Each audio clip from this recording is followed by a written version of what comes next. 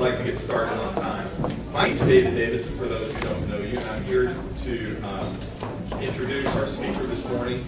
He was introduced a little bit this morning in church. Her name is Collier McLaughlin. She is currently the clergy deployment officer for the Diocese of Lexington. If you've been involved in diocesan activities at all over the last 20, 25 years, you've known Kay in a lot of different, wearing a lot of different hats. Most recently, before doing CDO work, she has been the editor of The Advocate. The work that The Advocate has done, if you've read the newspaper, you know how good it is. She's known church-wide, nationally, for the work that is done in The Advocate. It is just an excellent production. But over the years, she's also developed a lot of other skills and a lot of other abilities, including counseling. I'm not exactly sure how to say what degree it was that you got, but go ahead. Counseling site. And what that has led to is recognition of her abilities and a call to doing deployment work. And it is that reason that she's here. Kay is a member of St. Peter's in Paris, where they went through a transition, what, a year and a half, 2 years ago? 2 years ago. Corky Carlisle, if any of you know. So she knows where we are now. She was just 2 years ago. She knows the process.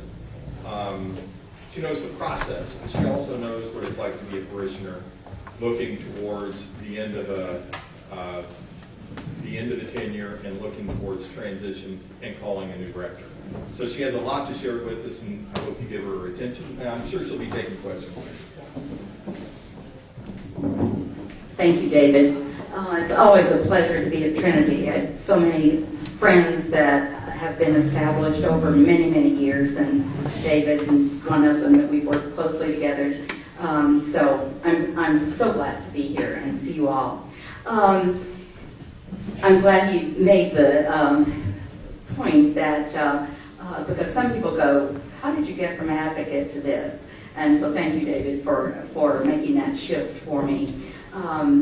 I also had an office next door to the transition officers for several years and helped with deployment work. So I was able to see what was happening and how the process was changing and evolving over the years.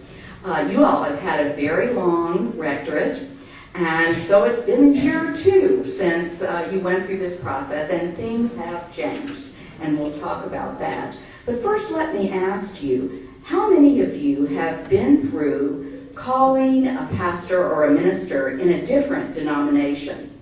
Anybody? What denominations? Just call them out. Presbyterian? What else? Lutheran?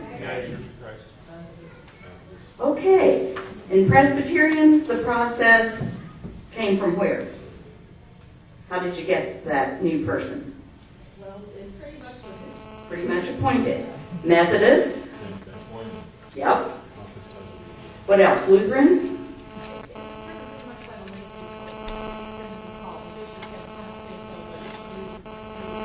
Okay. Driven by the lay people with the bishop having the final call. Anybody who's been through a Baptist process? And it was?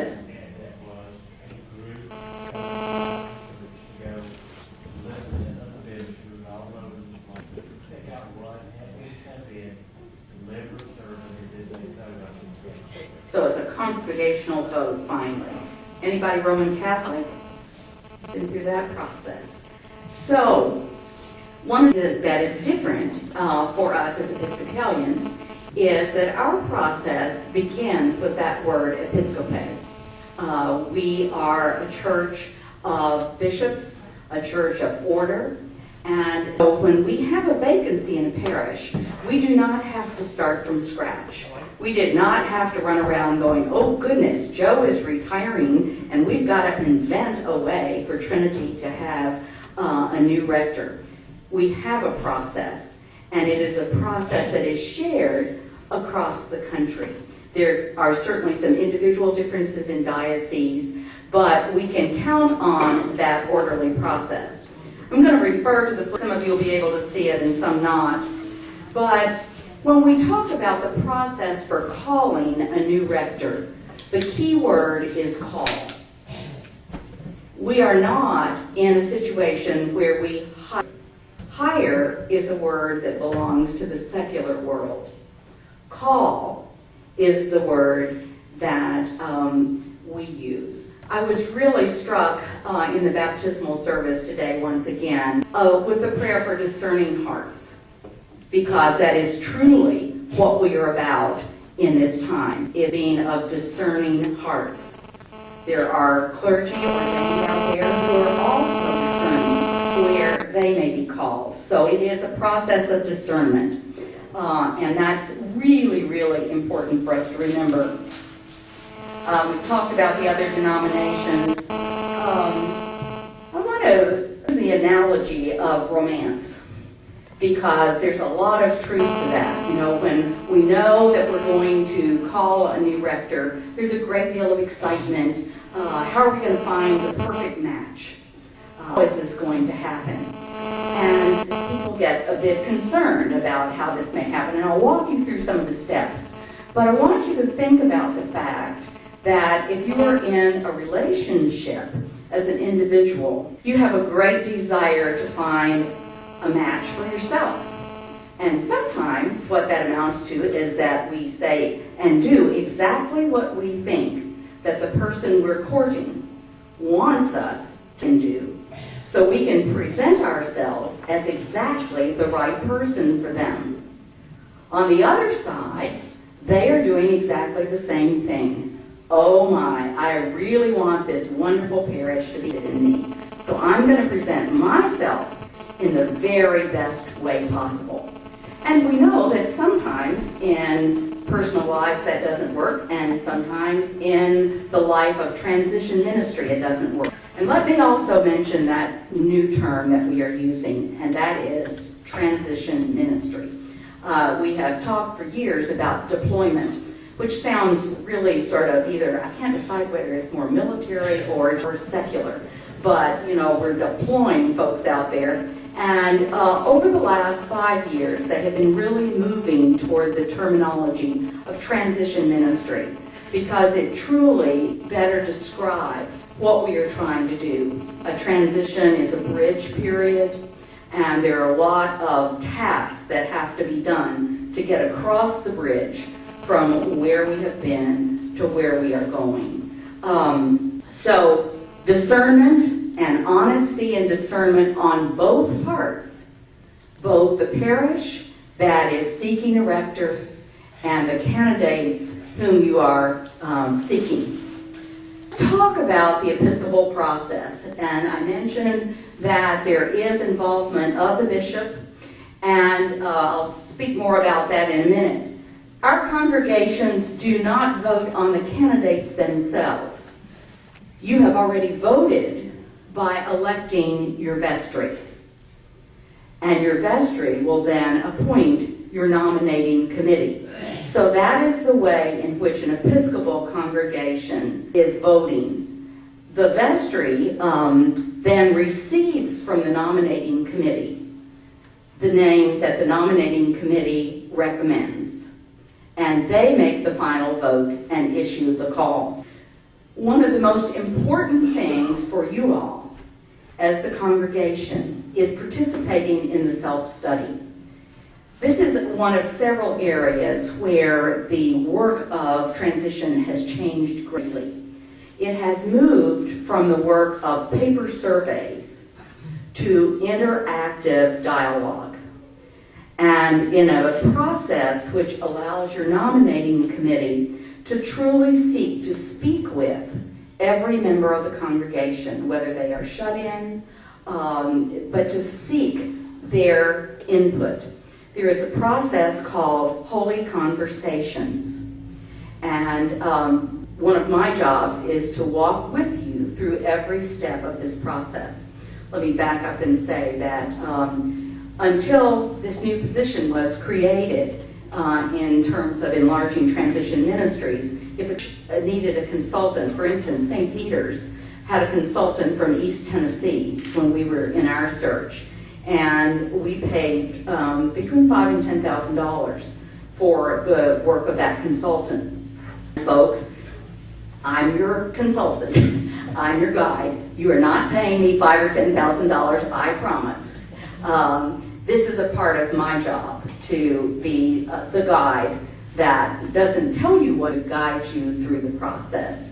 And the self-study is a huge part of that. And we're discovering with the interactive Holy Conversations that the kind of data we are able to get and offer to the nominating committee for their analysis so that they can set the goals and the mission statement, very, very good. One of the primary roles of the bishop in the process is to protect your congregation. The fact that there is a built-in process, that no one is sitting behind a desk saying, well, I think this is the process Trinity needs. That doesn't mean that there are tweaks of the process because that's what Trinity needs, as might differ from a smaller parish, because every parish is different in that way. But one of the things that the bishop is charged doing is protecting all of the parish families of our denomination, to be sure that are under his cure, to be sure that when you issue a call, all of the proper checks have been done. And I'll tell you just a little bit more about that. But as mentioned in the Lutheran process, the bishop in the Episcopal process has the final say. And so all of these checks along the way make a lot of sense, because you don't want to go down to the end and then the bishop says, well, when I checked with his bishop, you want to know that early on in the process.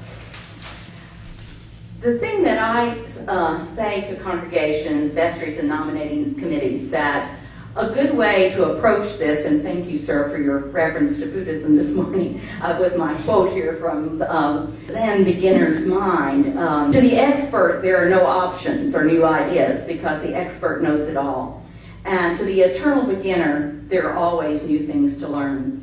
And I know that each time I guide a congregation through a process, I am learning new things. So whether you have been through a process here at Trinity or someplace else before, this is a new process, a new day, and we do have some new guidelines. And so bring along with willing suspension of disbelief as well. And I think those two things will stand you in good stead as we begin. One of the things we know is that the best beginning of a nominating process is a good ending of the relationship with the current rector. And I know that that's something you all are working on right now, to send Joe and Gail off with a really fine off. And knowing Trinity as I do, I know that that will really be a fine send-off. It's very important. There's a wonderful book written by one of our women priests in the church called Life By, Life is Hello. And there's a lot of truth to that rhythm. And if we don't have good closure and complete one process before we can begin another, there are dangers of whole business getting in the way of the new. A good interim period helps heal the past, takes back the leadership in the present, and prepares for the future. I heard a wise member of your parish say yesterday that over a period of years, there are the traditions of the priest, there are the traditions of the parish, and there are traditions of the denomination, and they become very enmeshed. And so I thought, what a great way to put the task of the interim period. This is where you step back and look in a guided, structured way with the help of a priest who is in no way going to be a candidate to be with you on a permanent basis, at who you really are and where at this point in your history you want to go. I was telling some folks last night that in my parish of St. Peter's, and a number of you I know Corky Carlisle, and Corky was a very strong personality, mildly, and so when he first left, and this is true of most clergy, people would either say, well, Corky always, or, well, Corky always. You could tell which way they felt about what Corky always did. And there came that magical moment, maybe 6-8 months into the interim period, where suddenly I no longer heard people saying that. What they were saying was, at St. Peter's so they had taken back the ownership. And you all have such fabulous, fabulous lay leadership here. Actually, I'll tell you a secret. I was talking to a prospective interim for Trinity just on Friday, and found myself just kind of telling her all about how wonderful Trinity was and great facility, great people. And I finally stopped and said, I guess you can tell this is one of my favorite parishes. And she said, yeah, pretty easy to tell. But you're going to have a period of time to adjust to life without Joe and figure out who you are in this period, this bridge period. And you will be guided as a congregation by an interim, we're working at, and as the nominating committee is doing its work. Now, as I've said, while we're blessed by an orderly process, it is not a one-size-fits-all. The bishop is very intent about sure that whatever the local congregation needs in terms of its size and special needs, that we try to attend to. I'm zipping through this, and we will leave time for questions, I promise. The vestry has its own set of tasks. It has to develop a plan for appointing the nominating committee. Most commonly these days, congregations are invited to volunteer and give a statement of why they feel that they would be a good representative on the nominating committee, as a balanced representation of the parish is sought. That does not mean that those who put their names forth are necessarily going to be chosen. One of the things, and I don't want to say this in a scary way, but I hope people will be thinking very seriously about this, because it is a huge commitment. If you think vestry is a huge commitment, I'm telling you that the nominating committee is my husband is shaking his head back there. Ours was 18 months, and it will be no shorter than 12, I can assure you. But it is truly, truly, it's wonderful work. I think it's my favorite thing I've ever done in the church. But do I want to do it again? Not right away. So it is an enormous commitment. And so the vestry will be working very hard, and we'll be talking with them about various ways of coming up with that representative group.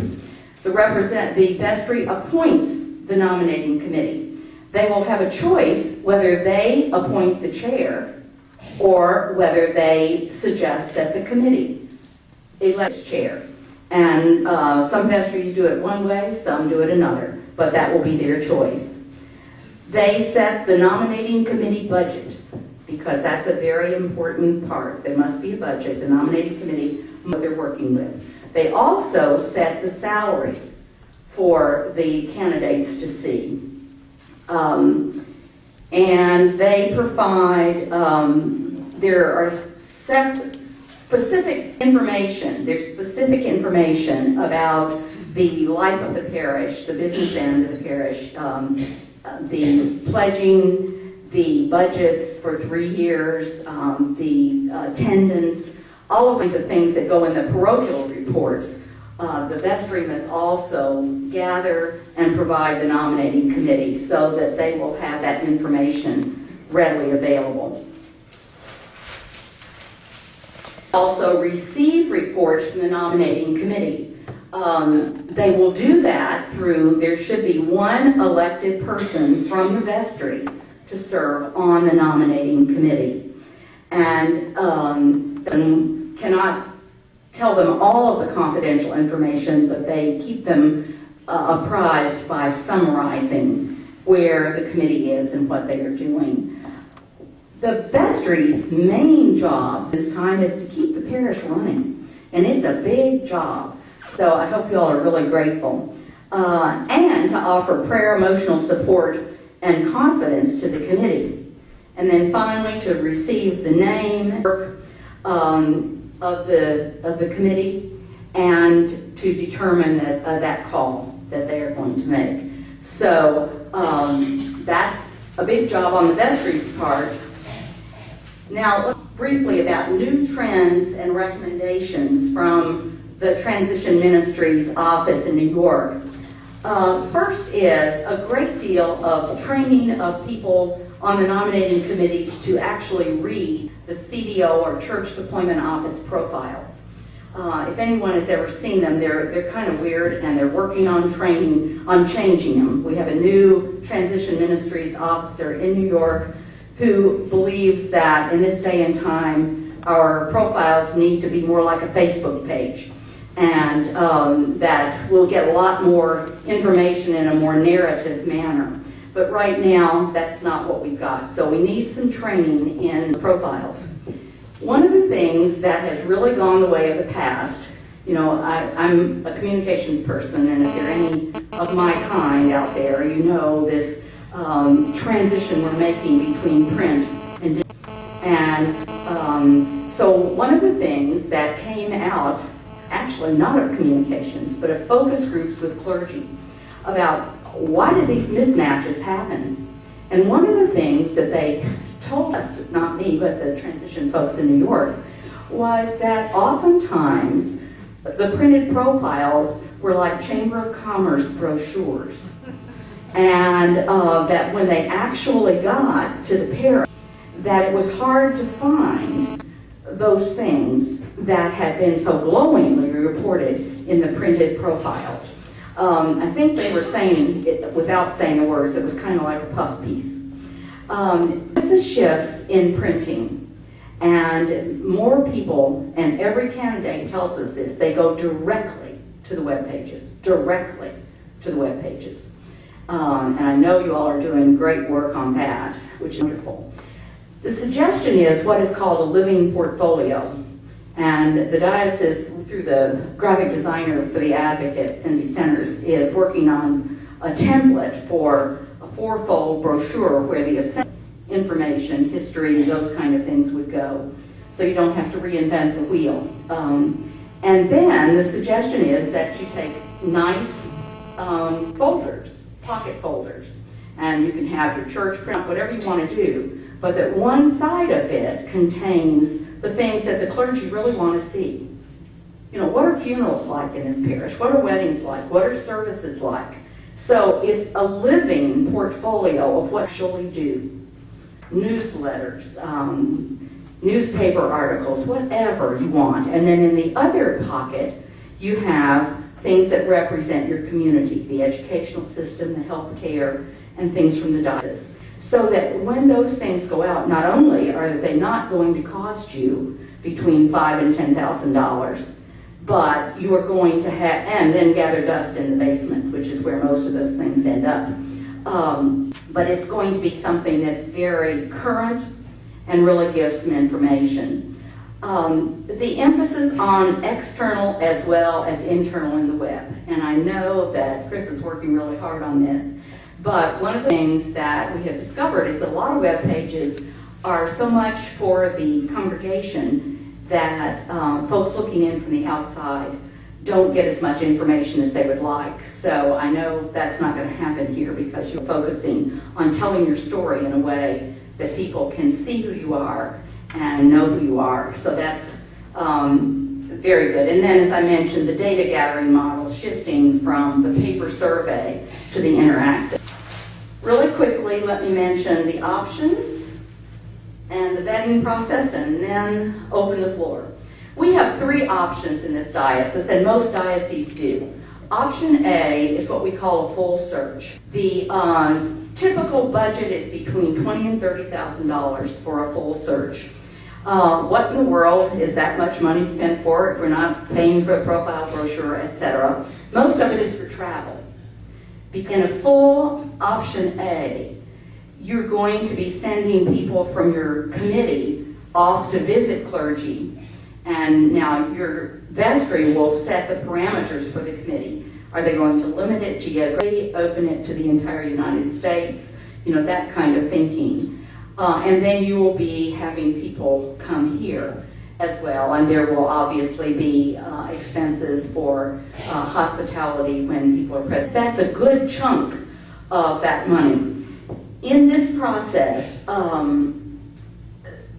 you have three ways of getting names. The first is the matching profiles at the church deposits in New York. The forms I said that the clergy fill out go into a computer. And after you all have done your self-study, I take the results of that self-study and enter it into the computer, and then use various filters, whether it's by, you might say to me, we really want somebody that has been in a small parish and then a medium-sized parish and is ready for a parish our size. Or you might say, we really want someone who is a parish this size. Or you might say, I want to limit this by geography, or look in the southeastern part of the United States. Whatever those filters are is what I put into the computer. And they shoot back matches to your goals and to the things, the qualities you have written down about your parish that most closely match a certain number of clergy. Those profiles go to the bishop, and he does the initial check and sends them back initialed, and then I send them to your nominating chair. Now, in that initial vetting process, what he is looking for is to be sure that there are no known problems. Okay? Something that's so obvious that people would know this person has been in financial trouble, or this person has DUI, or some of those things that are a matter of public record, and they've gotten around the church. We are, after all, a very small church, and so that information tends to get out. So what he wants to know is not sending you a list that contains someone with known problems, that they have shuttled from parish to parish, for instance, and not done terribly well. Those kinds of things. Then as the nominating committee moves through that process, there are several other checkpoints. I will tell you that my first day on the job, I had not even settled in my office, and I got a call from a deployment officer in another diocese who said, hi, and so this is a red flag check, and I'm going, oh my goodness. And I said, sure, hang on a minute. And I ran across the hall and said, Stacy, what is a red flag check? Neither of us were expecting that call that quickly. But the red flag, there are a certain number of questions that the deployment officers and bishops have in front of them. And if we cannot assure the other diocese, the transition officer or the bishop, that the candidate about whom they are calling can pass every one of those questions, then, which go deeper than that first level, then I would say, well, I'm sorry, you need to know that question is problematic. Now, there also is the case where there are times in all of our dioceses where a clergy person may have had some form of interaction or discipline a deployment officer would not be privy to.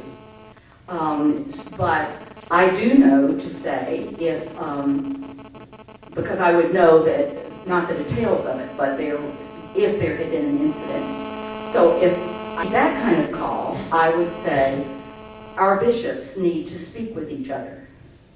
The bishops are pledged to honesty and confidentiality.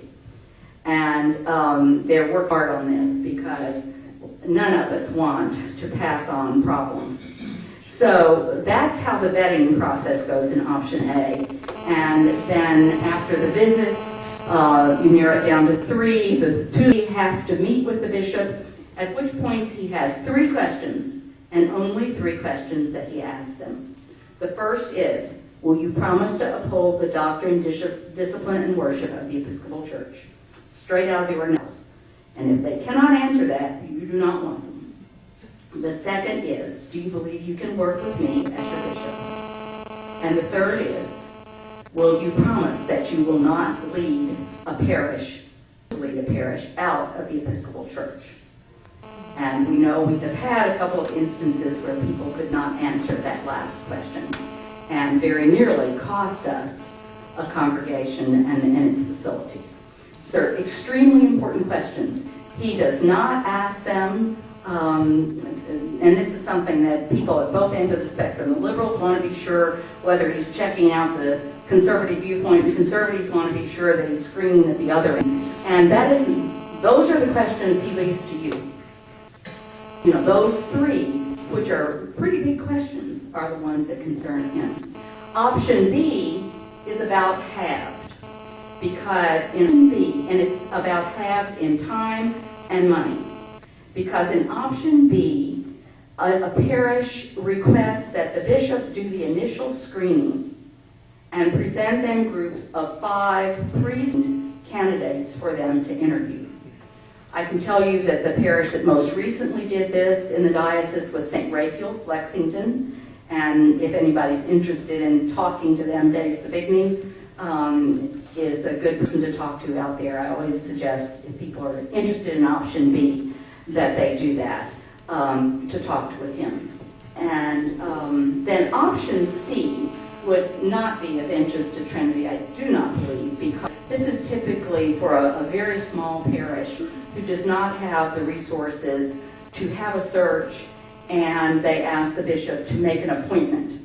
Now, there are very reasons for doing that, and your neighbor over in Fort Thomas just went to option C because after a 26-year tenure with Ron Summers, they were sort of nervous about what was going on, and so they made the choice to get a priest in charge for the bishop appointed for a 3-year period to give them time. In their 79-year history, they've only had 3 rectors, and so that's a very different situation. So that's a place where size was not the driving force in option C. Okay, one more page.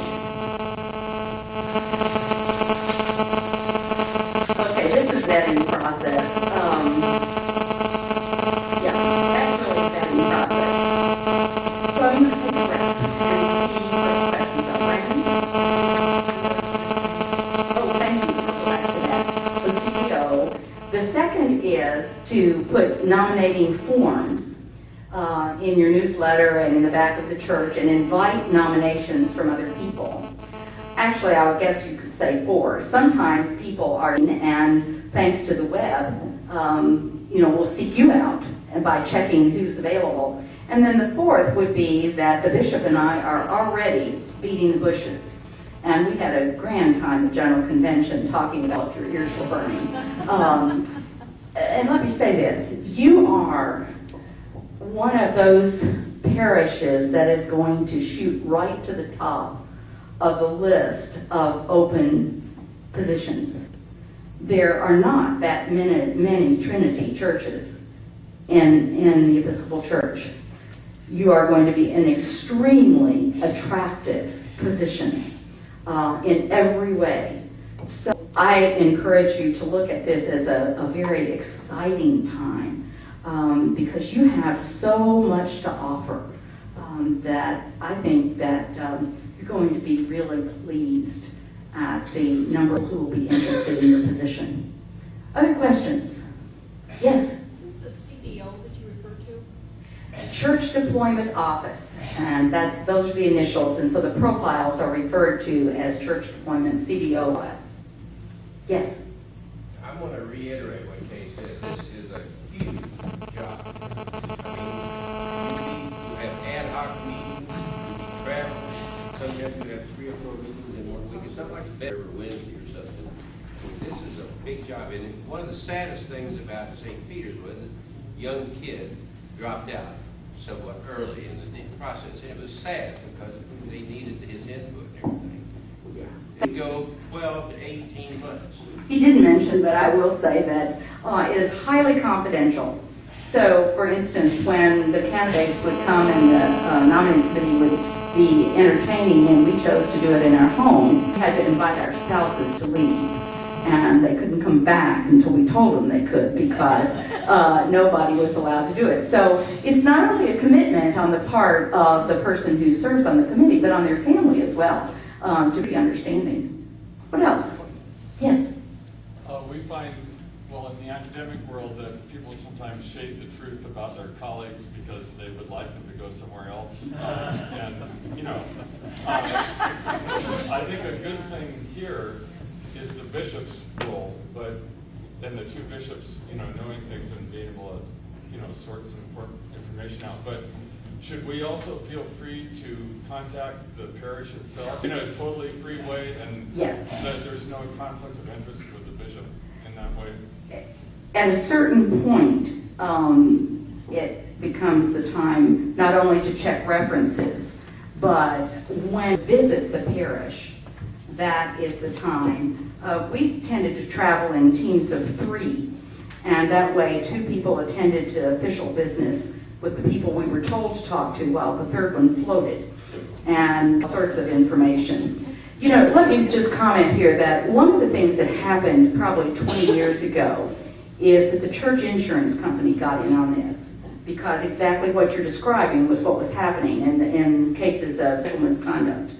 And the church insurance company stated very firmly, and they put their money where their mouth was, that, say, if our diocese tried to pass someone on and they went someplace else and repeated their action, we were the ones that were liable for that behavior. And David, as chancellor, knows all about this, right, David? And we wish that that had spread even further, you know, but one of the things in working with the committee, one of the first things that will happen after the vestry forms the nominating committee is that we'll have probably an all-day meeting where we do what we call nominating committee formation work.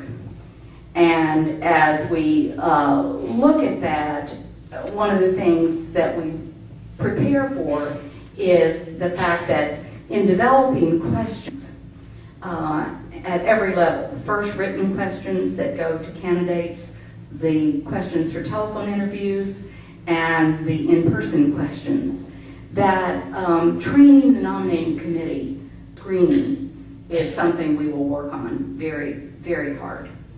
There was a question of, yes, Judy. Are you kind of the bishop's presence in this process? I am. Or the interim? The question was, am I the bishop's presence in this? That's a little scary, but yes, the truth is I am. And secondly, how is the interim, is it appointed or what's that process? We work with your transition committee meeting after this, and we've been interviewing, and what that means is that Stacy and I have been calling, there's an interim network and a transition network, both for the 4th province and for the whole church. So while I'm checking with those networks, Stacy's checking with bishops. And I can tell you that trained interims are as scarce as hen's teeth. And people, so we're working really hard. And what we do is we recommend those names. Once he's approved them, then we recommend those names. And you all make that choice. Yeah. Yes? Yeah, you mentioned the say and the holy conversation stage.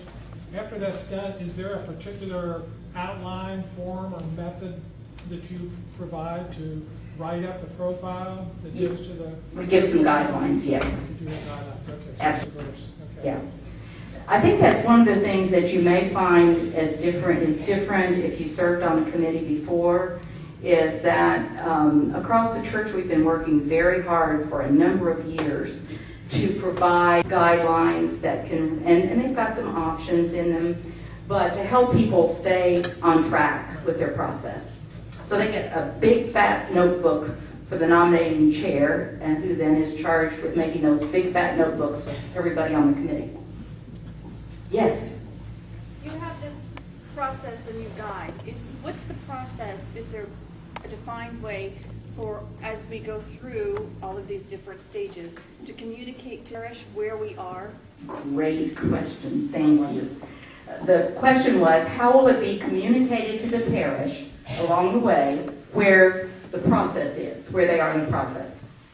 Yes, the nominating will be charged with having a person, sometimes it's the vestry liaison, sometimes it's the chair. Each committee is different. And their charge is to keep the congregation informed on a regular basis, newsletter, webpage, in whatever ways. And we try to help the congregation understand from the beginning that what a confidential process it is. And let me speak to that briefly. People often say, I had someone say, well, in my world, which was the corporate world, someone would have called me, and I said, yeah, but this isn't the corporate world. And a parish may not know. Let's say that Joe was not retired, that he was in his 40s, and you might not have known that he was looking. And so it wouldn't have been appropriate for the names to get out, because that nation might get back to a clergy person's parish, say that person doesn't even make your short list. And then their parish back home goes, well, they really wanted to leave us. So we are trying in every way to protect the clergy so that they're going through their process of discernment. And I had a clergy person say to me recently, I'm not unhappy where I am, but I feel as though it's time for me to be asking God if he's asking something else of me. He said, that's all I can tell you. I don't know why I feel that way. So if we look at the discernment on both sides, I think we can understand it better. But the confidential nature of the search will mean that you will not be told names. You will not be told where your committee is traveling. But what you will be told is where they are. Okay, we're in the self-study process, and we need everyone to attend. Or we're now analyzing the data from the self-study. That kind of information. Does that make sense? Yes. Okay, yes.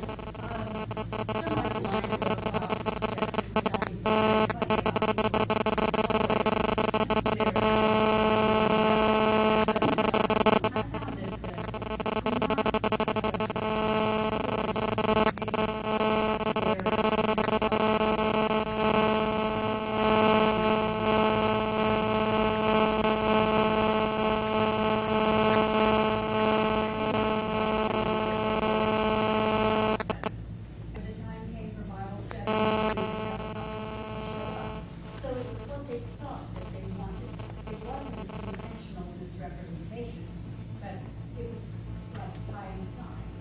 Could you all hear that?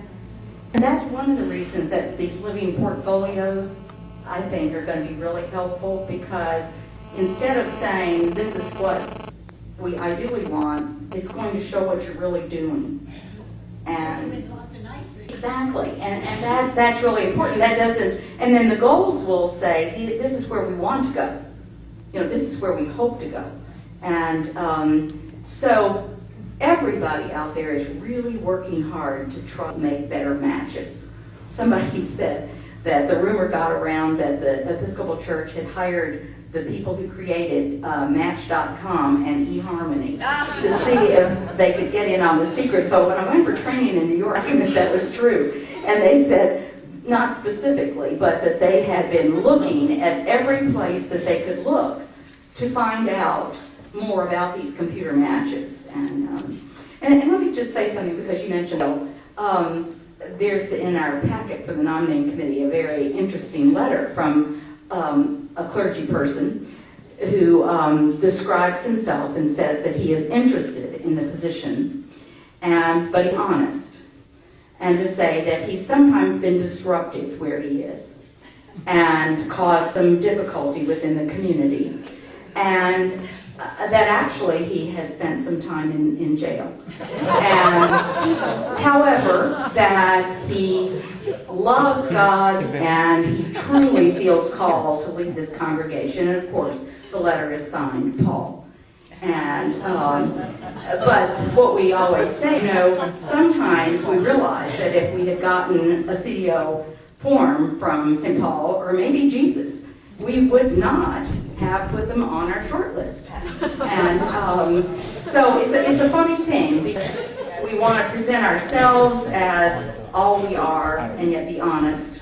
And sometimes we're looking for perfection when what's available is human beings. Yes? Our church is a little bit unusual in that our formation person will be leaving on the same day our pastor is leaving. So how does that